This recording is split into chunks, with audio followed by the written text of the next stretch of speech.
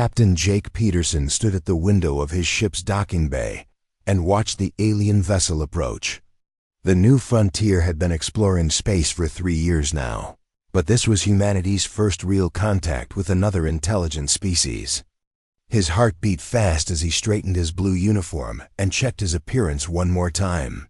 "Captain, they're requesting permission to board," said Communications Officer Sarah Lopez from her station. Her voice was steady, but Jake could hear the excitement underneath. "Granted," Jake replied. He turned to Dr. Lisa Martinez, the ship's expert on alien life. "Are you ready for this, Doc?" Lisa adjusted her glasses and nodded, as ready as anyone can be for making history.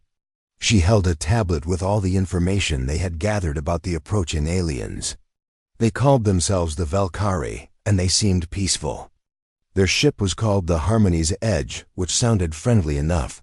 Jake's dog Rex lay on the floor near his feet. The German Shepherd had been Jake's companion for 5 years, ever since Jake left the military. Rex went everywhere with Jake, even on space missions. The crew loved the dog, and Rex loved them back. He was gentle, smart, and loyal. "Maybe Rex should wait in your quarters," Lisa suggested, looking down at the dog. "Why?" Jake asked. "He's part of the crew. Besides, he's on his best behavior." Rex's tail wagged at the sound of his name. He looked up at Jake with bright brown eyes, tongue hanging out in a happy pant. The docking bay doors opened with a soft hiss. 3 alien figures walked through. The airlock. Jake had seen pictures from their communications, but seeing them in person was different. The Valkyrie looked like tall, thin deer that walked on 2 legs. Their leader, Captain Zexthuri, had golden fur and large, dark eyes. Behind him walked his security chief, a completely different species that looked like a giant insect. The insect-like being was called Buzzkith, and he was from a warrior race called the Hykran. "Welcome aboard the New Frontier," Jake said, stepping forward with his hand extended. "I'm Captain Jake Peterson." Zexthuri moved forward carefully. His large eyes looked around the room nervously. "I am Captain Zexthuri of the Galactic Council ship Harmony's Edge. This is Security, Chief Buzzkith." His voice came through a translator device that made him sound mechanical. The greeting was going well until Rex decided to stand up and stretch. The movement caught Zexthuri's attention, and the alien captain's eyes went wide with terror. Rex, being a friendly dog, started walking toward the new visitors with his tail wagging. "What is that creature?" Zexthuri asked, his voice rising in pitch. He took several steps backward. "That's just Rex," Jake said with a smile. "He's my dog, don't worry, he's friendly." But Rex's approach was making the aliens very nervous. Zexthuri's breathing became rapid and shallow. His translator started making strange clicking sounds. Buzzkith, the insect warrior, moved protectively in front of his captain and reached for what looked like a weapon on his belt. Rex, sensing the tension in the room, stopped walking and tilted his head. Then he did what any good dog would do. When meeting new people, he let out a friendly bark and wagged his tail harder. The sound of Rex's bark hit the aliens like a physical blow. Zexthuri screamed and jumped backward so fast he nearly fell over. His translator device sparked and started speaking in rapid alien languages. Buzzkith drew his weapon completely, a glowing blue stick that hummed with energy. "Wait, wait!" Jake shouted, holding up his hands. "He's not dangerous, he's just saying hello." But the aliens couldn't understand. To them, Rex looked like a perfect killing machine. He had sharp teeth, powerful muscles, and predator eyes that faced forward. His bark sounded like a war cry, and his wagging tail looked like preparation for attack. The human keeps an apex predator as a weapon. Zexthuri shouted through his breaking translator. "This is a trap. They are predator symbionts." Rex, confused by all the shouting, let out another bark. This time it was louder, more concerned. He could sense that something was wrong, but he didn't understand what. Buzzcuth raised his weapon. But he was confused too. The predator wasn't attacking. It was just standing there, looking back and forth between the humans and aliens with what almost looked like curiosity. "No, look." Lisa stepped forward, trying to calm the situation. "He's not aggressive, watch." She reached into her pocket and pulled out a small treat. "Rex, sit." Rex immediately sat down, his tail still wagging. Lisa tossed him the treat, and he caught it gently in his mouth before eating it with obvious pleasure. But this only made things worse. To the aliens, it looked like the humans were feeding their war beast, rewarding it for threatening behavior. Zexthery made a sound that was part scream, part whistle. "They train it with food rewards," he cried. "It's completely under their control. No wild predator would obey like that." Jake tried one more time to fix the situation. "Rex, down," he commanded firmly. Rex dropped to the floor and put his head on his paws, looking up at Jake with trusting eyes. His tail continued to wag slowly against the metal floor. This was the final straw for the aliens. A predator that obeyed commands instantly, that looked to its human master for direction. This was their worst nightmare. Only the most dangerous species could completely dominate an apex predator. "We must leave immediately," Zexthery shouted. To his companion, "Alert the council. The humans are master predator tamers. They cannot be trusted." The two aliens ran for their airlock, leaving Jake, Lisa, and Rex standing in the docking bay. Rex tilted his head and made a small whining sound, as if asking why the new friends had left so quickly. "Well," Lisa said after a moment of silence, "that could have gone better." Jake knelt down and petted Rex's head. The dog's tail wagged harder, happy to have his human's attention. "Good boy, Rex. You were just being friendly, weren't you?" As the alien ship quickly moved away from the new frontier, Jake realized that humanity's first contact with galactic civilization had just become very complicated. All because of one friendly dog who just wanted to say hello. 3 days after the failed first contact, the Galactic Council chamber buzzed with worried voices. The great dome-shaped room held representatives from dozens of different species, all talking at once about the human threat. Chancellor Glubmora, a large amphibious being with wet green skin, called for order with her deep voice. "The emergency session will begin," she announced. "Captain Zexthery will present his report." Zexthery stood at the center of the chamber, still shaking slightly from his encounter. His golden fur had lost some of its shine, and his large eyes darted nervously around the room. "Honored council members, the humans are more dangerous than we ever imagined. They have formed partnerships with apex predators. These beasts obey their every command." "Impossible," rumbled Shardvex, a crystalline being whose body reflected light in rainbow patterns. "No species has ever achieved true predator control. Predators cannot be tamed." "I saw it with my own eyes," Zexthery insisted. The creature was massive, with razor-sharp teeth and hunter's eyes. When the human gave commands, it obeyed instantly. They feed it rewards for aggressive behavior. Buzzcuth stepped forward to support his captain's story. "The predator made threatening sounds at us, but the humans controlled it perfectly. This shows they are master manipulators of biological weapons." The council chamber erupted in frightened whispers. Some species began calling for immediate military action, while others suggested running away to distant galaxies. Meanwhile, aboard the New Frontier, Captain Jake Peterson sat in his ready room with his senior officers.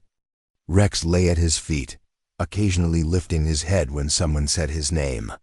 The dog had no idea he had become the center of a galactic crisis. "I don't understand what went wrong," Jake said to his first officer, Amy Chun. "Rex is the friendliest dog in the universe. He loves meeting new people."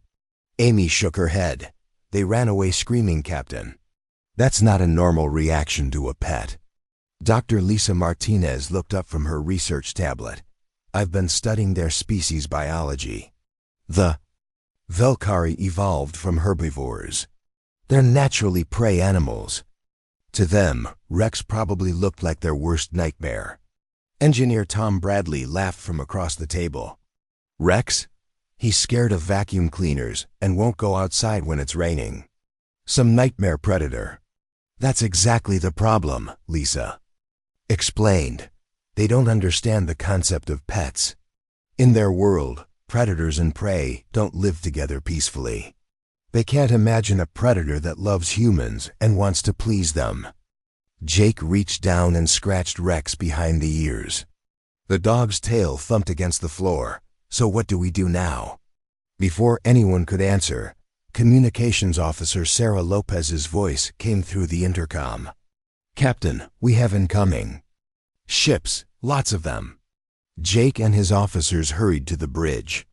Through the main window, they could see 12 alien ships approaching in formation. These vessels looked more military than the peaceful Harmony's Edge. They had sharp angles and weapon ports that glowed with energy.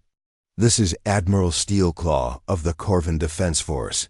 A harsh voice came through the communication system. Human vessel, you will prepare for immediate inspection. Any resistance will be met with force. Jake looked at Amy, then back at the approaching fleet. Inspection for what? Your predator arsenal, came the reply. The Galactic Council demands to examine your biological weapons before determining your threat level. Biological weapons? Jake muttered. Rex, I think they're talking about you. Rex perked up at his name and wagged his tail, completely unaware that an entire fleet considered him a weapon of mass destruction. 2 hours later, Admiral Steelclaw and his inspection team boarded the New Frontier. Steelclaw was a Corvan, a species that looked like armored bears with extra arms. He moved through the ship with military precision, scanning every room for signs of predator technology. The inspection went smoothly until they reached the recreation deck. The large room served as the crew's relaxation area, with comfortable chairs, games, and exercise equipment. Several crew members were there during their off-duty time. Danny Collins, a young engineer, was playing with Rex in the center of the room. He held a small rubber toy that squeaked when squeezed. Rex was jumping and spinning, trying to catch the toy as Danny moved it around. Both human and dog were clearly having fun. Fetch, boy, Danny called out, throwing the toy across the room. Rex ran after it at full speed, grabbed it in his mouth, and brought it back to Danny with his tail wagging furiously. The alien inspection team froze in horror. By the void, whispered one of Steelclaw's officers. They're torturing it with psychological games. Admiral Steelclaw's forearms began reaching for his weapons. The human is making the predator chase mock prey. This is conditioning for hunting behavior. Danny noticed the aliens watching and smiled. Oh, hey there. Want to see a cool trick? Rex, play dead. Rex immediately dropped to the floor and rolled onto his back, tongue hanging out and legs in the air. He stayed perfectly still except for his eyes, which watched Danny for the next command. The aliens gasped in terror. To them, it looked like the human had just killed his own predator with spoken words alone, then brought it back to life when he said, "Good boy, Rex." Up, Rex rolled back over and sat up, tail wagging as Danny gave him a treat. This is worse than we thought, Steelclaw growled. They have complete mental control over their beasts. They can simulate death and resurrection at will. The inspection team backed away slowly as Danny continued playing with Rex. When crew member Beth Turner walked by carrying her orange cat Whiskers, the aliens nearly fainted. Multiple predator species, Steelclaw whispered into his communicator. They have silent stalkers too. Request immediate backup. The inspection ended abruptly as the aliens retreated to their ship. Within an hour, the entire fleet had moved to a safe distance, back in the Galactic Council chamber. Steelclaw's report caused panic. The humans didn't just control one type of predator, They had multiple species under their command. Even worse, they seemed to enjoy playing psychological games with their captive beasts. "We must act quickly," Chancellor Glubmora declared, "before their predator manipulation technology spreads to other species." The vote was unanimous. Humanity would be contained. The Galactic Council's emergency meeting had been going for 6 hours. Species after species stood up to share their theories about the human threat. The air in the great chamber was thick with fear and confusion. "The evidence is clear," declared General Thokmar of the warrior Gorkan race. His massive frame cast shadows across the floor as he gestured with his 4 muscled arms. "Humans have achieved what we thought impossible. They have enslaved apex predators and turned them into weapons." Dr. Cleonip, a scholarly Mentian with a brain twice the size of his body, adjusted his viewing apparatus. "My analysis suggests the humans use advanced psychological conditioning. They break the predators' minds and rebuild them for complete obedience." "But how?" asked Chancellor Glubmora. "No species has ever managed to domesticate a true predator. The biological programming is too strong." Only one voice disagreed with the growing panic. Dr. Tweelip, a small furry creature from the rodent-like squibby species, raised her tiny paw. "Perhaps we are misunderstanding something important." The larger species barely noticed her squeaky voice. General Thokmar waved dismissively. "The squibby are prey animals like the Velkari. Of course they want to believe the humans are not dangerous." Dr. Tweelip's whiskers twitched with frustration, but she said nothing more. The council continued planning their response to the human threat. On the new frontier, Dr. Lisa Martinez worked frantically in her laboratory. She had been studying the failed communications with the aliens for days, trying to understand what went wrong. Communications officer Kevin Park sat beside her, helping analyze the translation data. "Look at this," Lisa said, pointing to her screen. "When we said pet, their translator turned it into something that means captured enemy in their language." Kevin frowned at the data. "And when we said play, it became battle training. No wonder they were scared." "It gets worse," Lisa continued. "The word love doesn't exist in most of their languages. They have no concept for the relationship between humans and pets." Captain Jake Peterson entered the lab with Rex following close behind. The dog immediately went to Kevin, who always had treats in his pockets. "Any progress, Doc?" "Some," Lisa replied. "I think I know why they're so scared. We need to show them what pets really are, not just tell them." Jake scratched his head. "How do we do that?" "They won't come near the ship again." "Holographic communication," Kevin suggested. "We can set up a video call and show them our pets in action." Lisa nodded excitedly. "If we can show them how gentle and loving our animals are, maybe they'll understand." 3 hours later, the third diplomatic meeting took place through holographic projection. The alien representatives appeared as translucent blue figures in the New Frontiers conference room. Jake and his team sat across from the ghostly images of Chancellor Glubmora, Admiral Steelclaw, and several council members. "We appreciate your willingness to communicate," Jake began. "We think there's been a big misunderstanding about our animals." "Animals?" Steelclaw's translated voice was full of suspicion. "You mean your predator weapons?" No, Lisa said quickly. "They're pets, companions. We love them, and they love us." She activated a wall screen showing videos she had prepared. "Let me show you." The first video showed Rex playing fetch in the ship's cargo bay. He ran after a ball, brought it back, and dropped it at Jake's feet. His tail wagged the entire time, and his tongue hung out in obvious happiness. The aliens watched in horror. "Training for prey retrieval," General Thokmar growled. "The beast practices bringing back captured enemies." The second video showed Rex performing tricks. He sat, shook hands, rolled over, and played dead on command. Each time, Jake gave him a treat and praise. Forced submission rituals, Admiral Steelclaw declared. The human dominates the predator's will through reward. Manipulation. Lisa tried showing a video of crew members petting Rex while he slept peacefully in the sun. Look how relaxed he is. He trusts us completely. Sedation techniques, Dr. Cleanip announced with certainty. They drug their beasts to make them compliant. The meeting reached its lowest point when Kevin's video showed Rex learning to shake hands. To the humans, it was adorable.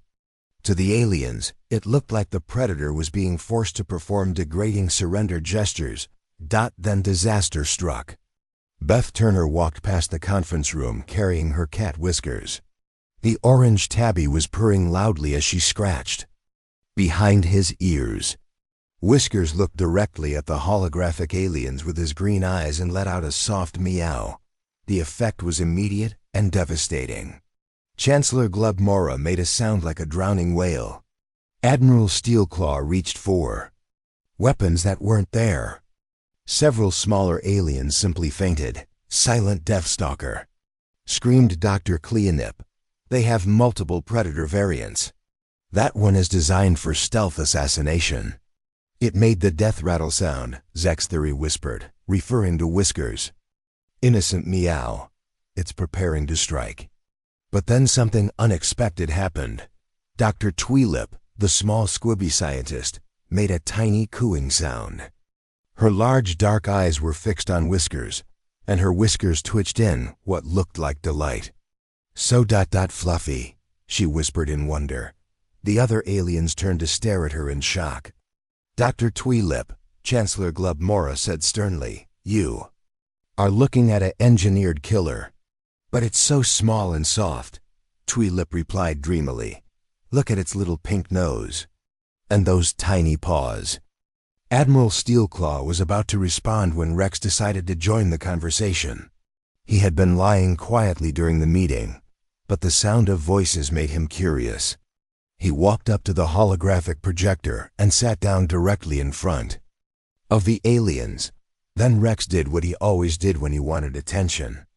He tilted his head to one side, let his tongue hang out, and gave the aliens his best good boy look. His tail wagged slowly against the floor. The silence stretched for long seconds. Finally, Dr. Tweelip spoke in a voice full of amazement. It's actually cute." Those 4 words changed everything. The idea that a predator could be cute was so alien to most of the council that they couldn't process it.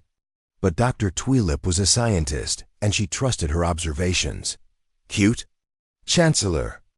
Glubmora repeated the word like it was a foreign concept. "Yes," Tweelip said with growing confidence. "Look at its big eyes and playful expression. Those are juvenile characteristics. It's triggering protective instincts, not fear responses." The communication ended abruptly as the aliens tried to understand this new information. For the first time since the crisis began, doubt crept into their certainty about the human threat. Rex looked up at Jake with confusion, wondering why the blue people had disappeared. Jake patted his head gently. "Don't worry, boy. I think you might have just saved the galaxy." The Galactic Council's war room buzzed with activity. Admiral Steelclaw stood before a massive holographic display showing the positions of 12 warships surrounding human space. Red warning lights flashed as military officers from different species coordinated the containment operation. "Phase 1 is complete," Steelclaw announced to the assembled commanders. "We have established a quarantine zone around the human vessel. No ships in or out until we determine the full extent of their predator weapon technology." General Thokmar slammed his 4 fists on the table. "We should attack now before they breed more of those creatures. Each day we wait, they become more dangerous." But Chancellor Glubmora held up her webbed hand for silence. "Dr. Tweelip's report troubles me. She insists the creatures may not be weapons at all. The squibby scientist is clearly affected by some kind of human mind control," Dr. Cleanip declared. No rational being would find predators appealing. Meanwhile, Dr. Tweelip sat alone in her small laboratory, reviewing the holographic recordings of Rex and Whiskers over and over. Her scientific mind couldn't ignore what she had observed. The animals showed none of the aggressive behaviors typical of predators. Instead, they displayed what could only be described as affection toward their human companions. On the new frontier, Dr. Lisa Martinez made a breakthrough in her translation work. She had been working with Professor Carl Johnson, the ship's expert on alien languages, trying to understand why communication kept failing. "The problem isn't just words," Carl explained, pointing to his analysis on the screen. "It's concepts. Most prey species don't have emotional vocabulary for relationships between different species." "What do you mean?" asked Captain Jake Peterson, who had been listening while Rex dozed at his feet. "When we say we love our pets, their translators can't process it," Lisa said. "The closest word in their language means possess for food. When we say play, it becomes practice hunting. Everything gets twisted into predator-prey relationships." Jake looked down at Rex, who was dreaming and making little running motions with his paws. "So they literally can't understand that we're friends?" "Exactly," Carl nodded. "To them, the only possible relationship between a predator and another species is hunter and victim. The idea of friendship or love between different species doesn't exist in their world." Jake made a decision that his crew thought was completely crazy. "Then we need to show them in person. I'm taking Rex to their flagship." "Captain, that's suicide," protested First Officer Amy Chun. "They think Rex is a weapon. If you bring him aboard their ship, they'll panic." "Or shoot first and ask questions later," added Security Chief Ryan Parker. "Sir, I can't recommend this course of action." Dr. Nancy White, the ship's medical officer, shook her head. "Jake, I've seen their stress readings during the video calls. Some of them nearly had heart attacks just seeing Rex on screen. What do you think will happen if he's actually there?" But Jake's mind was made up. It's the only way. They need to see that Rex isn't dangerous. Words aren't working. Maybe direct contact will. 2 hours later, Jake stood in the transporter room with Rex sitting calmly beside him.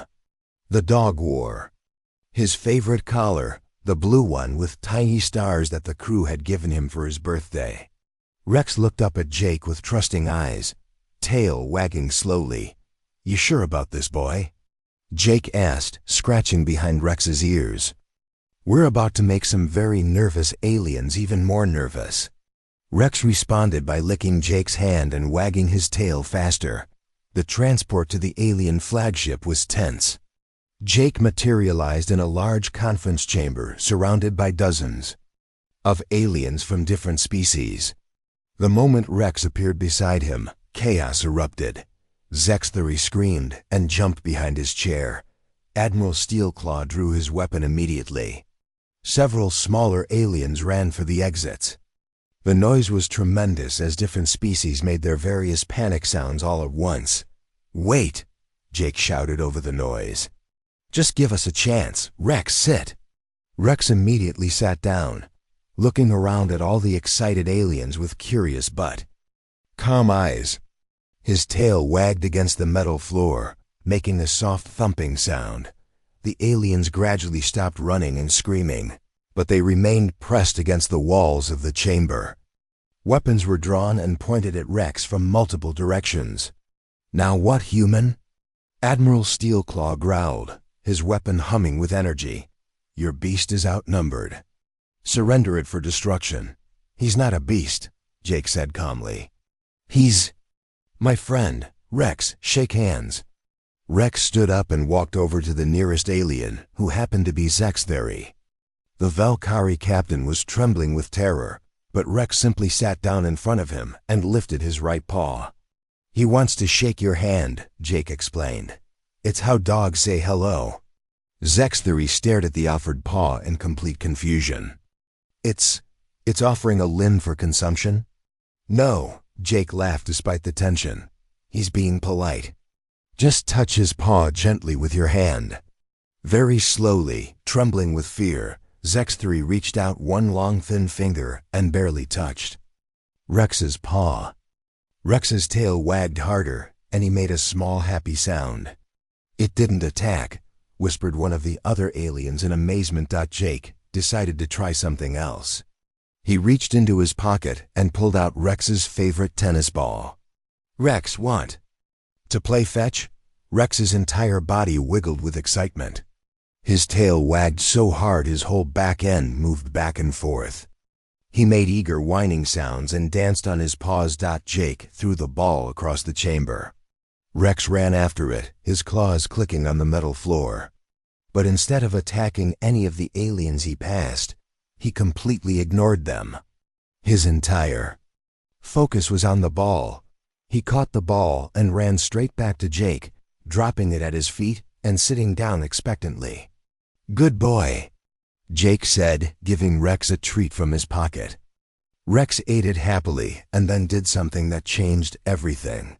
He walked over to Chancellor Glubmora, who was the largest alien in the room, and gently dropped the tennis ball at her feet. Then he sat down and looked up at her with bright, hopeful eyes.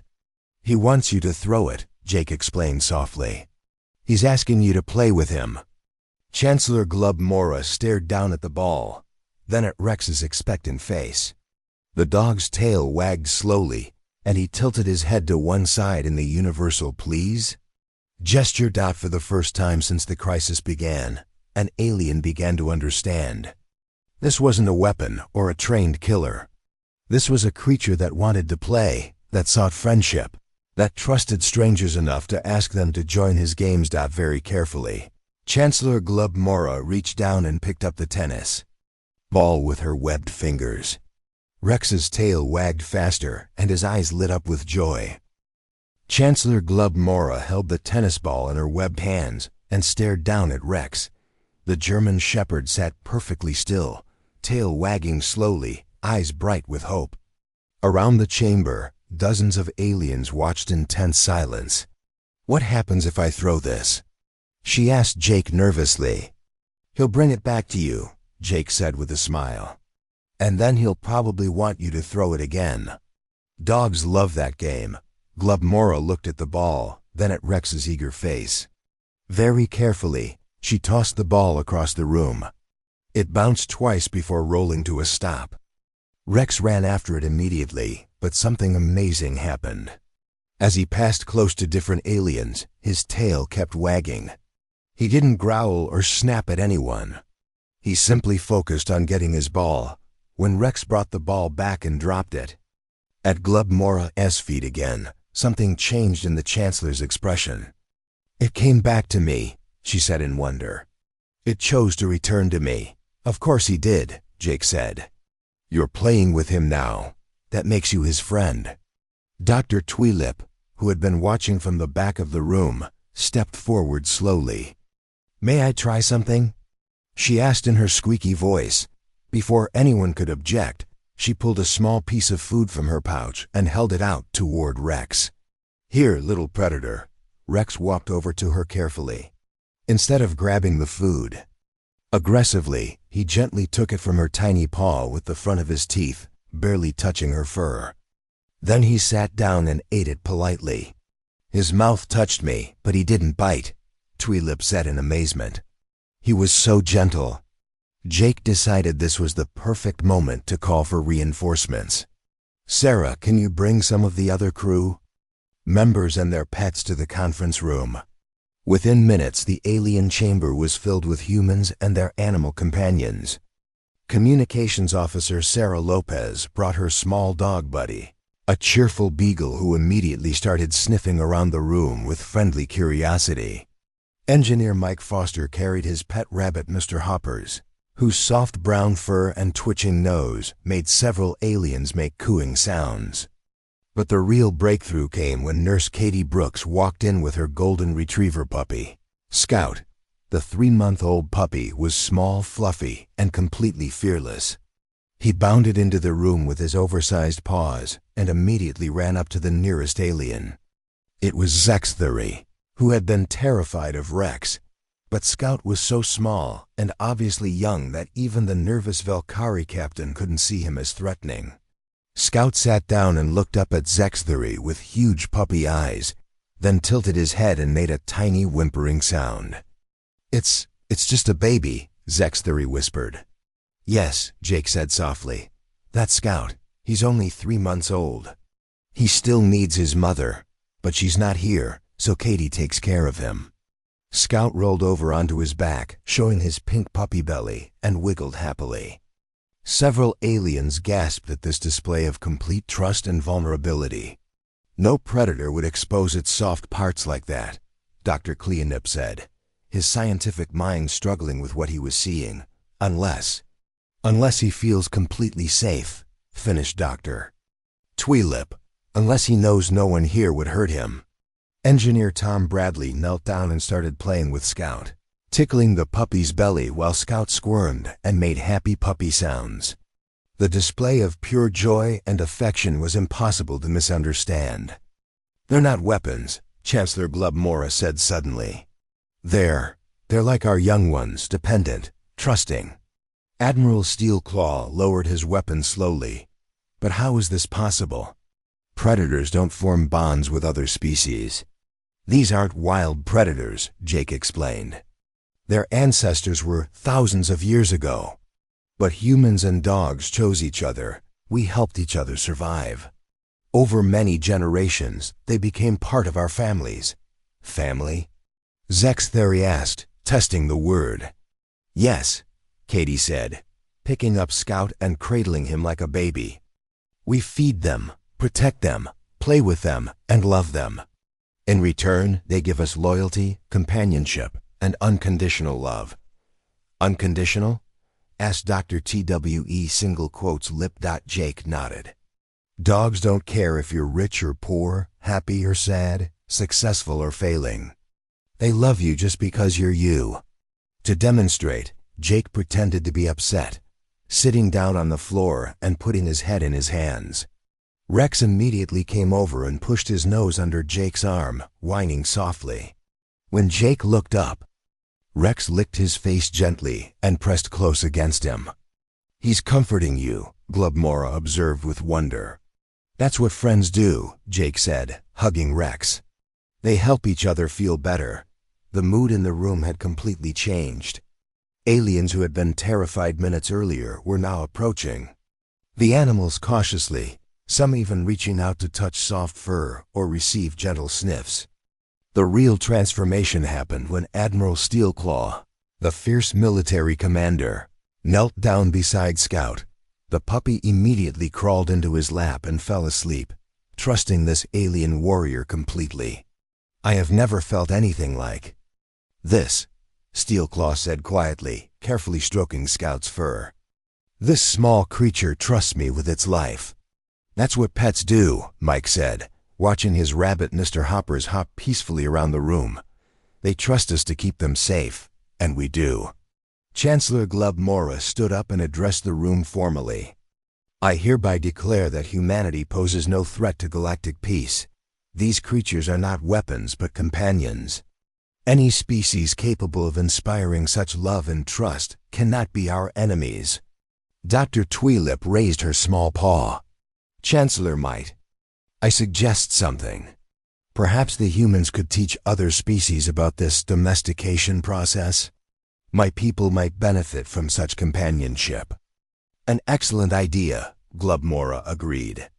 "I propose the establishment of an interspecies pet exchange program." 6 months later, the galaxy was a very different place. Humans had been welcomed into the Galactic Council with enthusiasm. The pet exchange program was the most popular initiative in Council history. Admiral Steelclaw, once the most aggressive opponent of humanity, now commanded his flagship with a golden retriever puppy named Sergeant Cuddles sleeping in his command chair. The puppy wore a tiny uniform and had become the mascot of the Corvan Defense Force. Dr. Tweelip had written 17 research papers on human-animal bonds and was working on breeding programs for her own species. Zexthery had adopted a senior dog named Gentle, a old lab mix who spent his days napping in the sunshine on the Harmony's edge. The term spoiled murder puppy had become the galaxy's affectionate nickname for dogs, and pet videos were the most popular form of entertainment on the Galactic Network. Captain Jake Peterson sat in his ready room, reading reports from across the galaxy about successful pet adoptions. Rex lay at his feet, wearing a new collar that read Galactic Ambassador of Friendship. "You know what, Rex?" Jake said, scratching the dog's ears. "Sometimes the best diplomacy doesn't come from treaties or negotiations. Sometimes it just takes a wagging tail and a wet nose." Rex looked up at him with bright, loving eyes and wagged his tail in agreement. Outside the window, human and alien ships traveled together through space, their crews united by the simple understanding that love comes in many forms, and friendship knows no species boundaries.